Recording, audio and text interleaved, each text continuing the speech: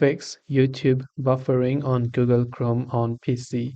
So if your YouTube website on youtube.com on your Chrome browser is buffering and it's not loading, there are a couple of ways you can fix it. First is that you can try to decrease the resolution of the aspect ratio of the video, which means the quality, right? So here you after you open a certain video, you can see the settings icon. When you click on it, I'd recommend you just select 1080p even if the video is available in 4K, because sometimes your internet could just be slow.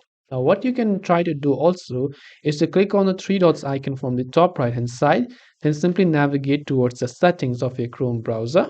Then on the left hand side, just go to privacy and security, click on delete browsing data. Then here on the time range, you can select all time.